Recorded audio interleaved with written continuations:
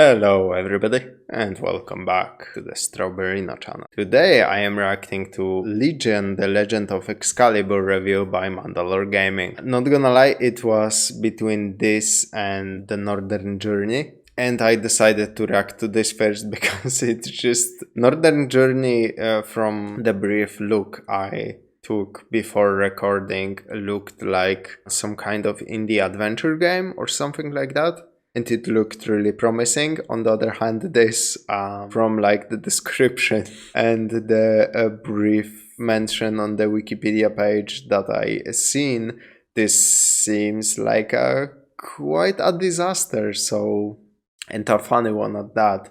So I'm more inclined to check out The Legend of Excalibur, because it seems like an interesting game that was like lost to time, because I have never ever heard about it. So yeah, let's just dig into it and see what Mandalore has to say. This way, knights! The maidens may perish this day, but their sacrifice shall not have been in vain! Onward to the Grail! Our hero.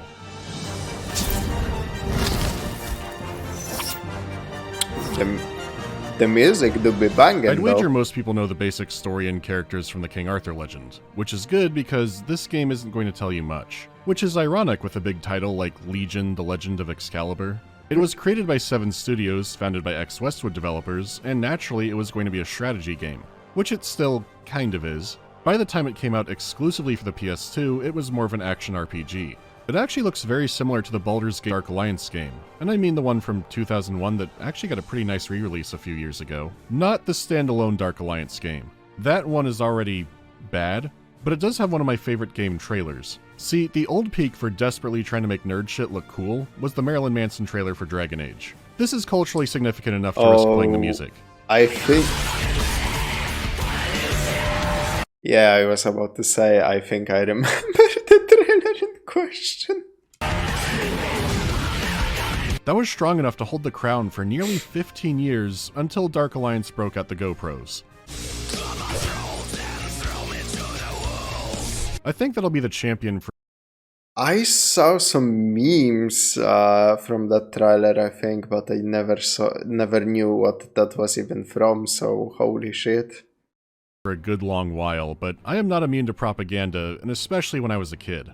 Legion held the power that the other two were trying to tap into, and it was through the cover. Pop culture King Arthur usually meant Monty Python, or a cartoon, or Rutger Hauer and Sam Neill getting really annoyed. So when my little brain sees in the video store for $5 this, and then saw it was rated M, which means it's for adults and must be good, I had to buy it, and that was taking a risk too, because this would be contraband. Eventually the box was found, I got in trouble, and I never saw it again, but I don't remember feeling that sad about losing the game. But as the years went on and I played other stuff, the image of the cool King Arthur continued to haunt me. What a great design! I also still had flashes of dark, high-budget cutscenes and some atmospheric levels that were incredibly hard to beat. Why had no one I'd spoken to played or even heard of this game? It's always because it was shit and you as a child couldn't like realize that. I have so many games like that, like stuck in my brain. Man, maybe I should go back to them and make a review of this type. Probably would be pretty hilarious. So I figured I'd emulate it, give it a spin, and put the whole thing to rest. It turns out not many people did that either, and the one pioneer left a note reading, "It isn't very good, so testing time was low." Oh god. Well, if you run it in anything other than software mode, the ground becomes soup, but software mode emulates the game pretty perfectly as far as I've seen. And I mean perfect as in accurate, like the first campfire also slows down the PS2 version, so this is accurate. Okay, so all that done, let's start the game. Arthur.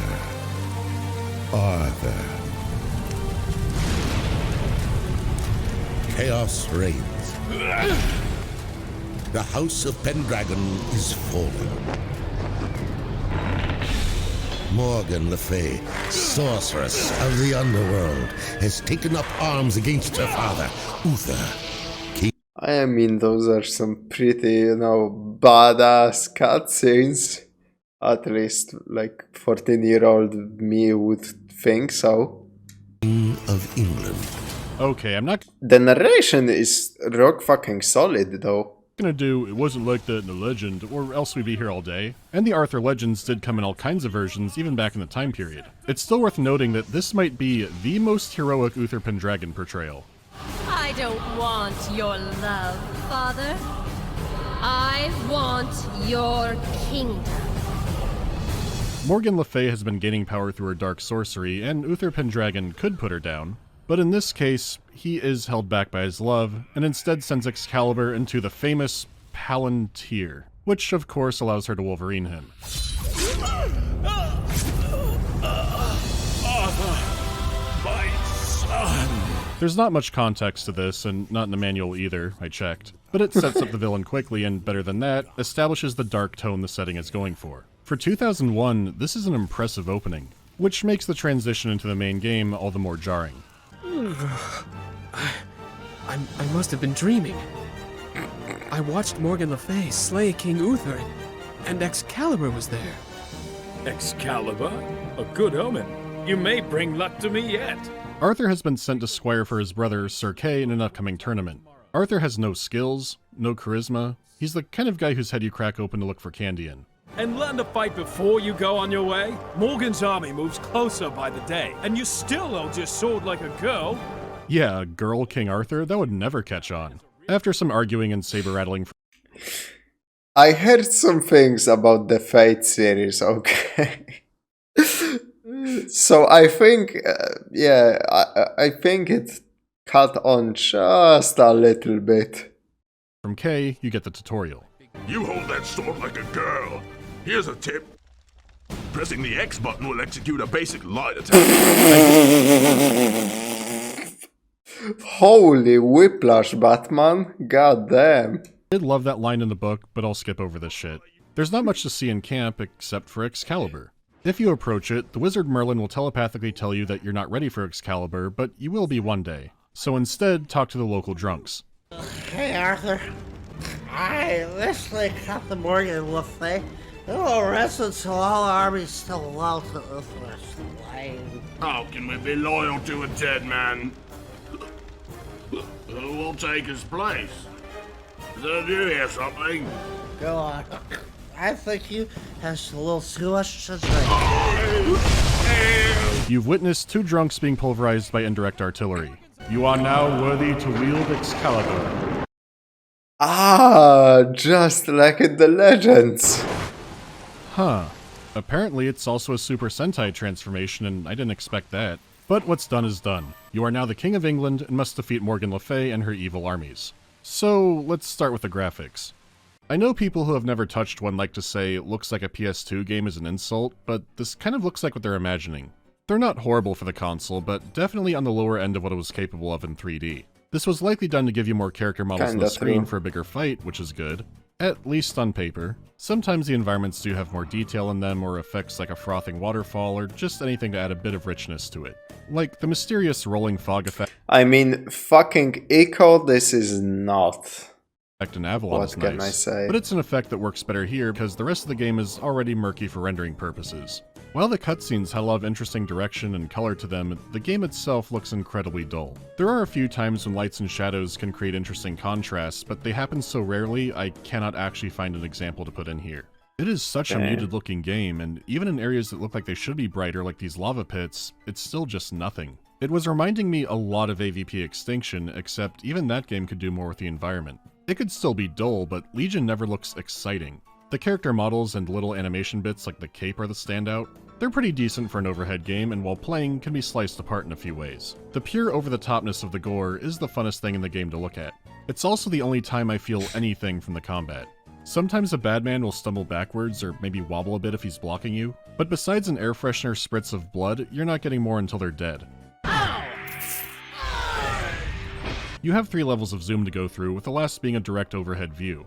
In theory, this would be for something more strategic, like using your squad mates and allies, but instead I mainly use it when things get too busy because the camera has a life of its own. Sometimes it'll snap to a large object. Sometimes it wants to look for tardigrades in the soil outside the fight. You have to manually wrangle it, which is annoying when this happens, but the camera is mainly moving on its own. I've been editing around it to make the video less painful, but without that, this is one of the most jittery isometric games I've ever played. What the fuck is happening? I swear to God, this honestly looks as if you were playing The Sims or like Kenshi and just fucking swinging the camera around on your own. What the fuck? This is seriously a fixed camera? There is no way in hell. This is one of the most jittery isometric games I've ever played. Sometimes it follows you, but also has snap points it's triggered to pan over to, so you're barely trying to move a few feet and suddenly you're inside of a tumble dryer. Then the opposite can happen where the camera follows you along fixed points, but it can be so slow in catching up with you. There are so many times the camera doesn't feel focused correctly. You have to cycle through zoom levels like you're trying to discover a new fucking star system instead of just watching the funny man hit people. It's atrocious, and while you can cycle through some other characters, the camera makes them virtually unplayable. Guinevere here has a bow, which you have to hold down the attack button for, which already slows things down, but the aim nearly always locks to enemies off-screen, so the forces of darkness end up caving your head in while you're fumbling around with a protractor. Even if they're not, it's still dizzy as hell and not worth it. The view bounces between being fixed or following you for no clear reason. It makes the act of just getting around so disorienting and awful. It makes sense it was once a proper strategy game since sun panning in those doesn't bother Who the fuck thought that any of this is a good idea? anybody. But having this weird hybrid combo of that in an ARPG where you have no control of the panning makes you feel insane. The camera's attached to a drunk seagull and he hates me. It's so nice when the world goes still or smooth. Overall, I give the visual experience of Legion this out of 10. This brings us to the sound, which, in a nice surprise, is incredibly tolerable. The enemy has arrived!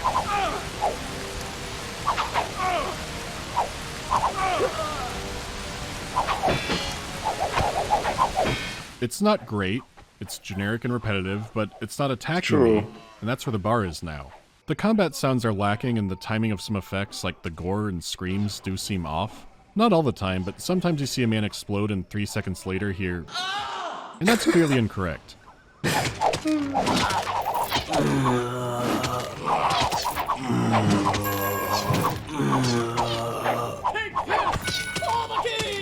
You may have also noticed that to save on some voice budget, they've just pitched one guy's voice around.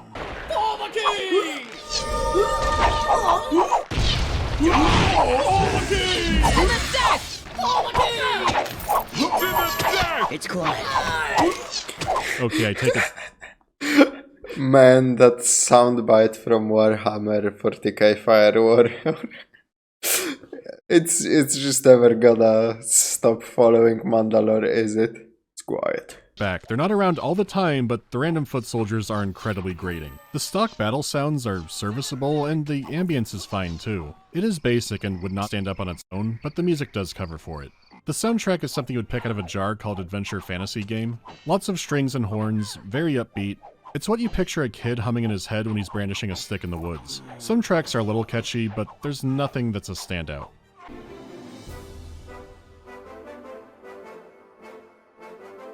I mean, yeah, that's fine. Can you shut the fuck up during the music section? That sounded fine, you know.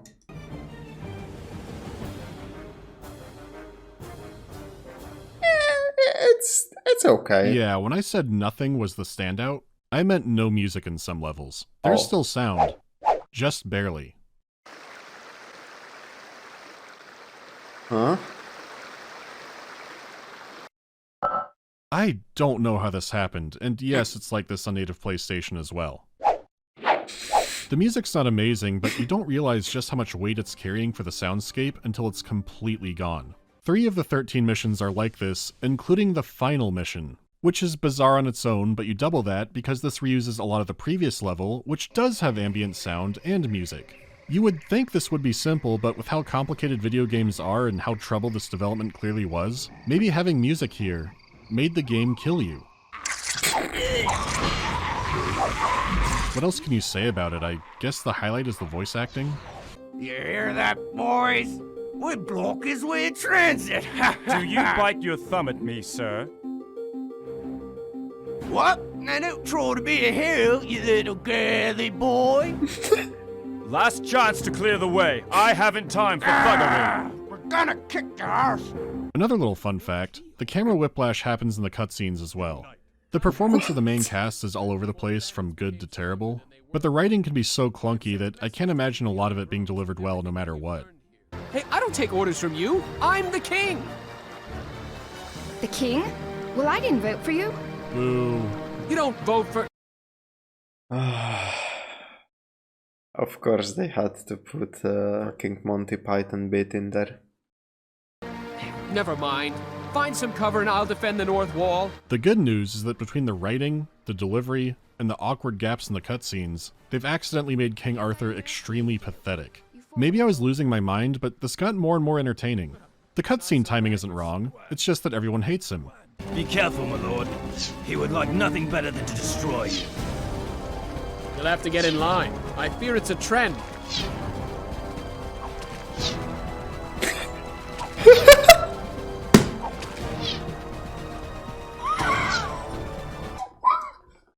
What is that long pause there? What the fuck?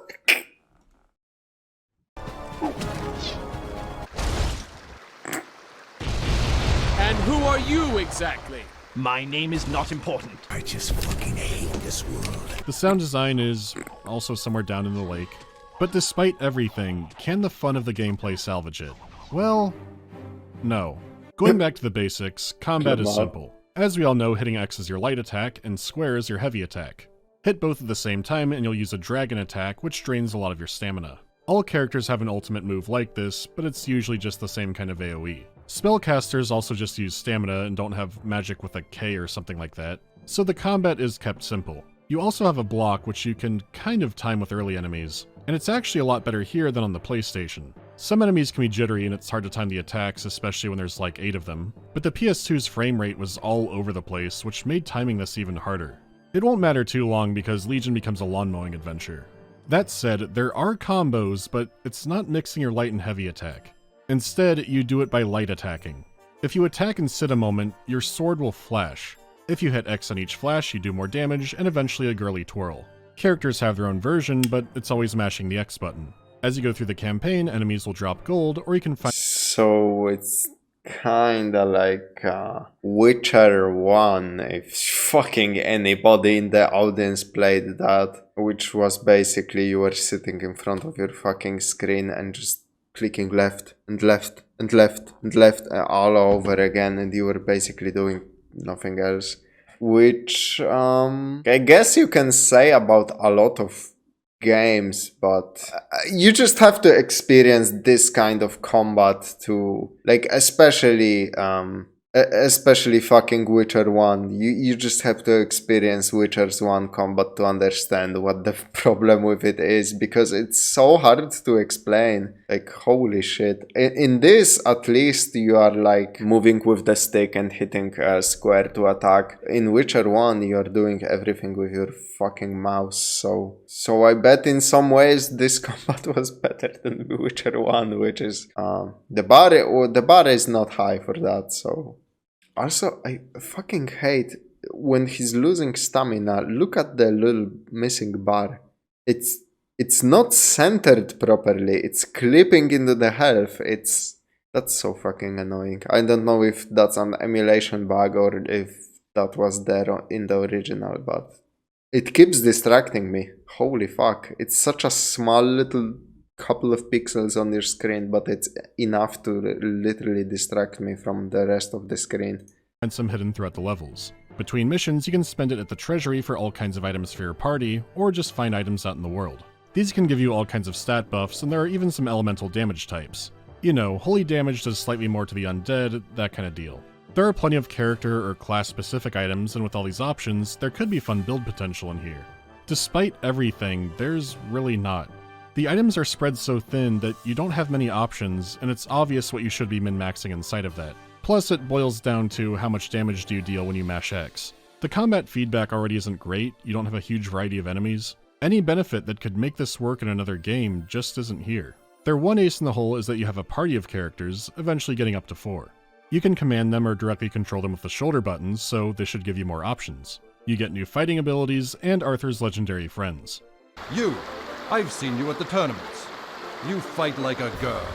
The first issue is death because in some missions a party member can die, but as long as Arthur is alive, you can keep going. There are plenty where other party members dying makes you lose too, but it's the first safety net. There's no in-mission saving either, so if you die, you go back, and that can mean losing a lot of time. Oh, it's the classic of like old games with no checkpoints and no saves, and the only thing it tracks is when you finish the level in its entirety. Holy shit, that was annoying for older games. If you do decide to play Legion, you can expect seeing this cutscene a lot. Leaving Arthur unattended is generally a bad idea. Your AI companions are going toe-to-toe with bacteria when it comes to decision-making. They fight slowly and poorly, and you constantly have to summon them over to you. And sometimes, for reasons I don't understand, in certain missions, companions can't use the summon command. Which is a problem when they like to stare at the walls, but even if they're booking it to you, they can get stuck on all kinds of things. Or just flat-out stop for no reason. Out of the game's 13 missions, one is completely optional. You can free a bunch of dwarves from Morgan's slave mines, and this will give you more items, money, experience, and the dwarf companion, Anguish. The mine certainly has Anguish.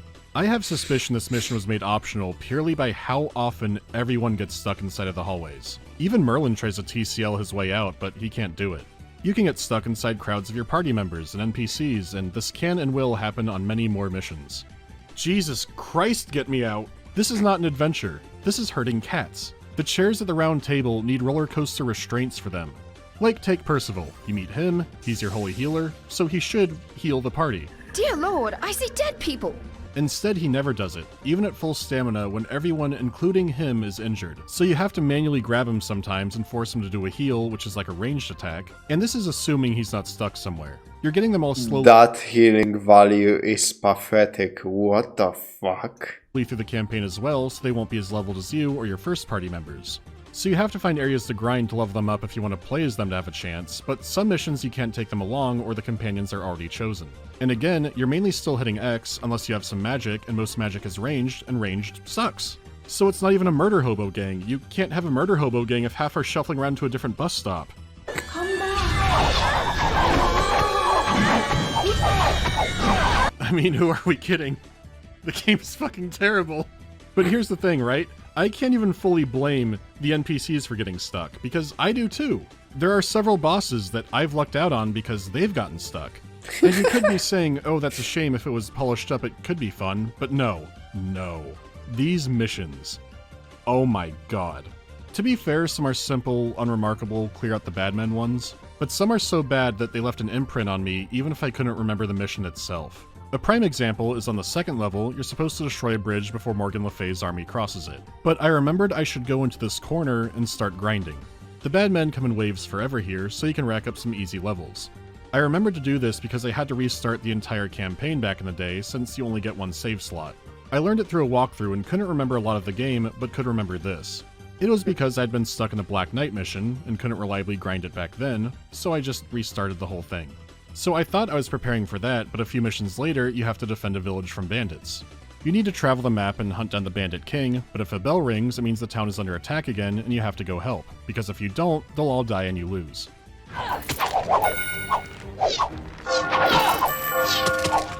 The bell goes off endlessly, and there are so many parts of the map to get stuck in. I also can't leave Guinevere in town because she'll die. But look, this is the correct way to go, and for reasons I cannot understand, I can just not get across. Sometimes it works just fine, not this time.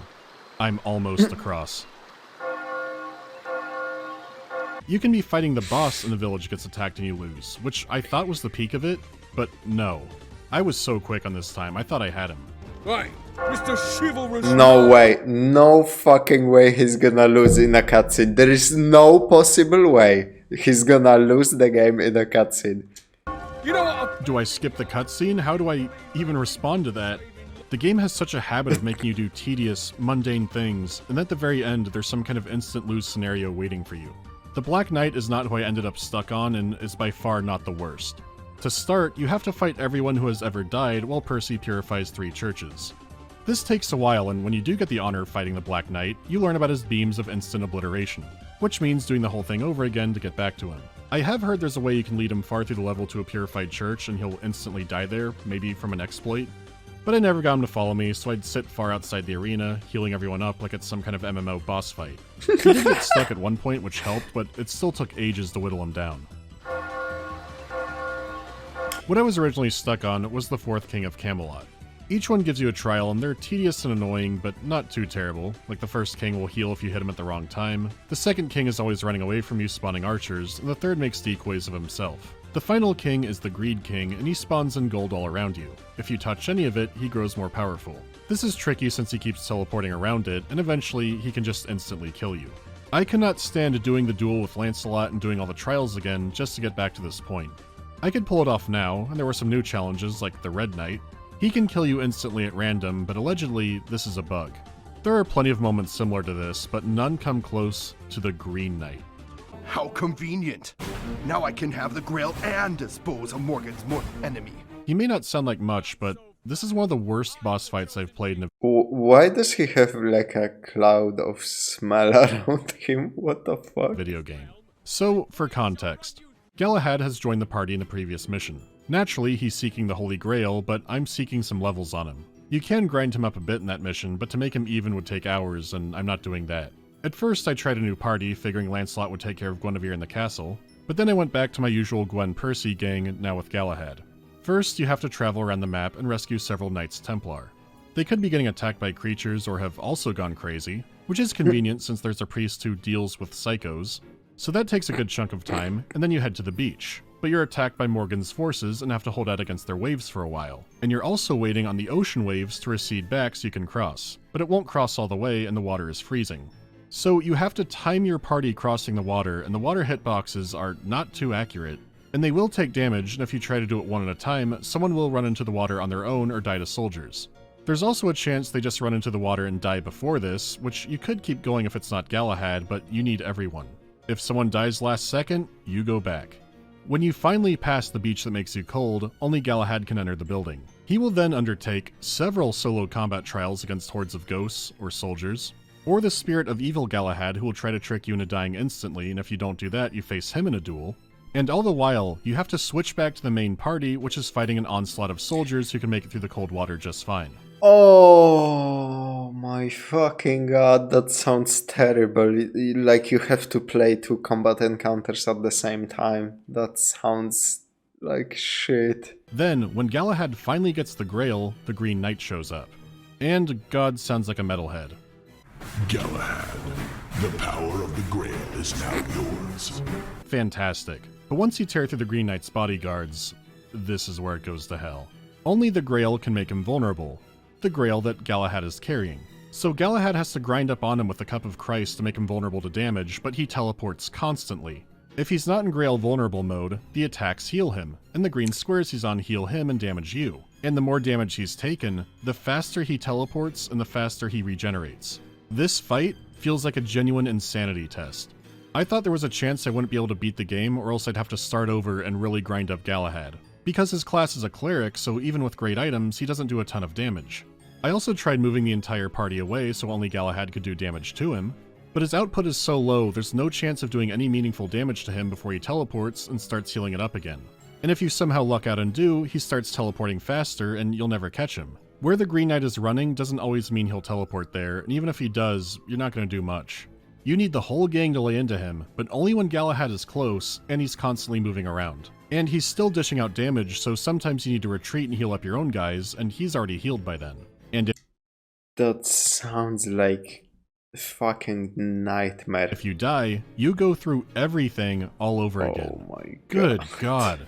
I eventually built Guinevere up so she could have a higher chance of stunning him, but even then, the close calls were all over the place. It took many, many attempts to get the pure dumb luck and teleportation to finally kill him. This was miserable. I didn't know a game could still make me feel this way. He's spiritually the final boss and embodies everything this game stands for. Lots of tedium with an occasional death ray. You may wonder why I'm brushing over the story, and I would say, what story? Character-wise, after many adventures, I guess Arthur learns how to hold a conversation. Did anyone ever tell you that you hold a bow like a girl? Never mind. It's a collection of missions with barely any context connecting them. Kill the next person at the next location. The round table sure seems important, but what is it? It gets one mention. People of Camelot, this castle has been restored.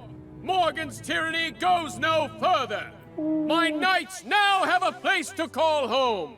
We have a base of operations. We now have a round table. Does he know how that sounds?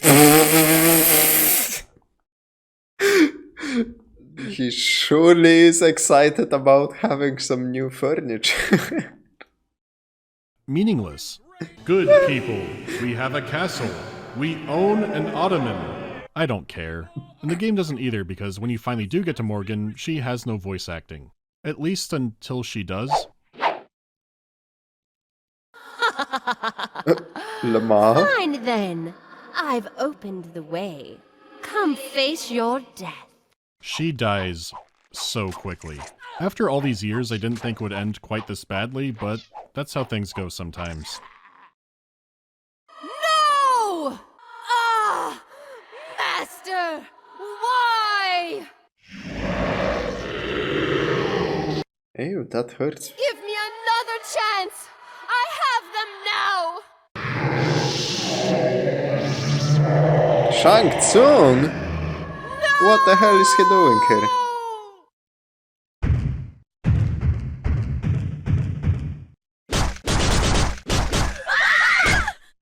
Jesus fucking Christ.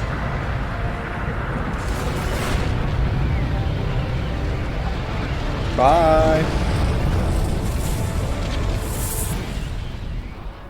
And finally, our ending.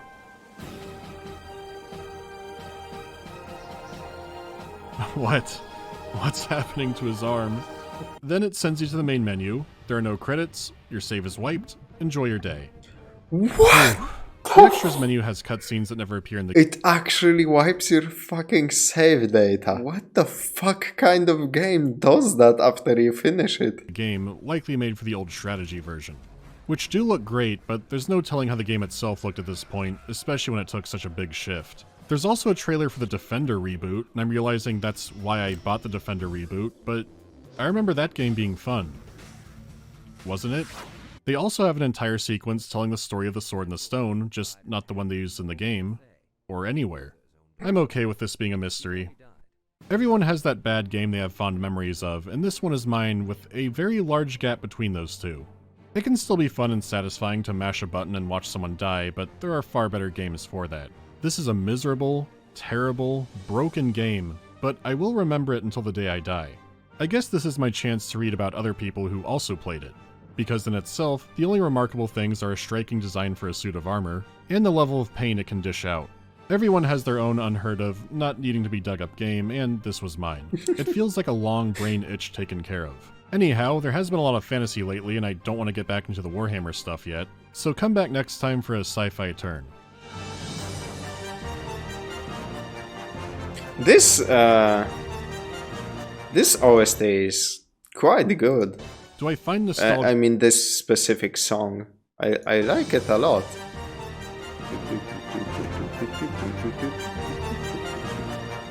Like, it's simple, it's kinda generic, but, you know, it gets the job done.